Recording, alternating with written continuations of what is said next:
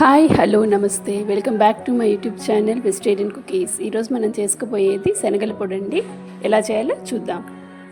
శనగల పొడికి కావాల్సిన పదార్థాలండి: తినే శనగపప్పు, ఎండుమిరపకాయలు, వేరుశనగ గుండ్లు, కొబ్బరి, వెల్లుల్లిపాయలు. ఎలా చేయాలో చూద్దాం. ముందుగా బాణలు పెట్టుకుందామండి. కడాయిలో ఇప్పుడు ముందుగా ఎండుమిరపకాయలు వేయించుకుందాం.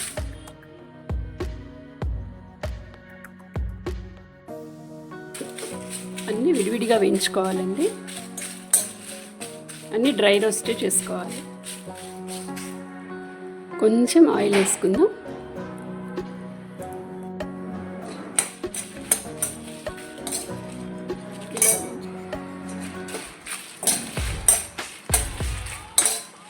ఇలా వేయించుకోవాలండి. వీటిని ప్లేట్లోకి తీసేసుకుందాం. ఇప్పుడు కొబ్బరి వేయించుకుందాం. ఇలా వేయించుకోవాలండి. దీన్ని కూడా ప్లేట్లోకి తీసేసుకుందాం.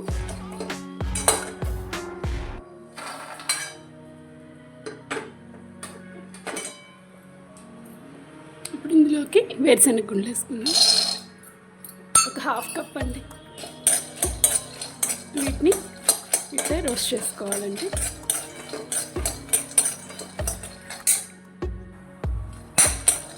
ఇలా వేయించుకోవాలండి. ఇప్పుడు వీటిని ఒక ప్లేట్లోకి తీసుకుందాం.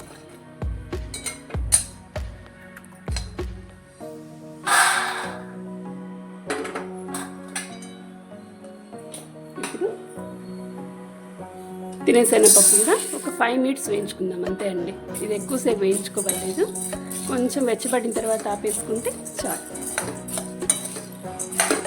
చాలండి. మనం ఇంకా ఆపేసుకోవచ్చు. ఇవన్నీ చల్లారిన తర్వాత మనం మిక్సీకి వేసుకుందాం. మిక్సీ జార్ తీసుకొని ముందుగా ఎండుమిరపకాయలు పొడి చేసుకుందామండి. నేను పొడికి సరిపోయేంత మిరపకాయలు తీసుకున్నానండి. మీరు వేసుకునే దాన్ని బట్టి మిరపకాయలు తీసుకోండి, పొడికి తగ్గట్టు. ఇప్పుడు దీన్ని మిక్సీ చేసుకొని వద్దాం.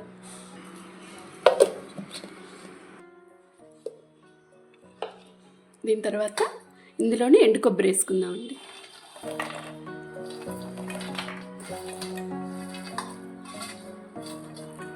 ఇది కూడా మిక్సీ చేసుకొని వచ్చుకుందాం.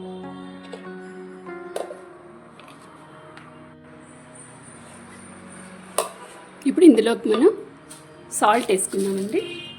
పొడికి సరిపడే సాల్ట్ ఇప్పుడే వేసేసుకుందాం.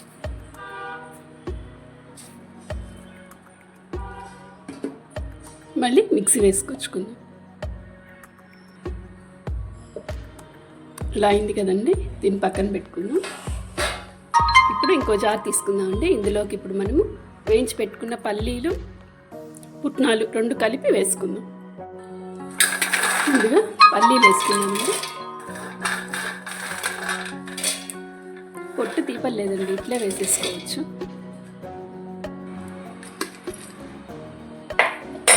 ఇప్పుడు పుట్నాలు వేసుకుందాం. అన్నీ ఒకసారి పట్టావు కాబట్టి 2 సార్లుగా వేసుకుందామండి.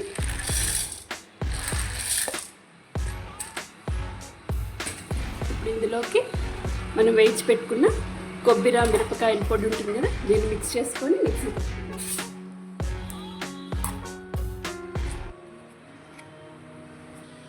ఇప్పుడు మనం గ్రైండ్ చేసుకొచ్చుకుందాం. మిగిలినవి మళ్ళీ ఇంకో ట్రిప్ వేసుకుందామండి. ఓకే, మిరప్పొడి మనం వేయించి పెట్టుకున్నాం కదా, అది. ఇప్పుడు ఇందులోకి వెల్లుల్లిపాయలండి.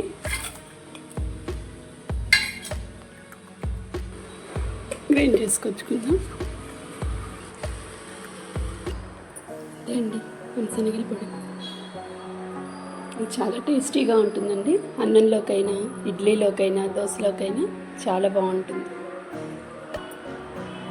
దీన్ని 8 కంటైనర్ బాక్స్లోకి తీసుకొని పెట్టేసుకుంటే 2 months దాకా ఫ్రెష్గా ఉంటుందండి పొడి.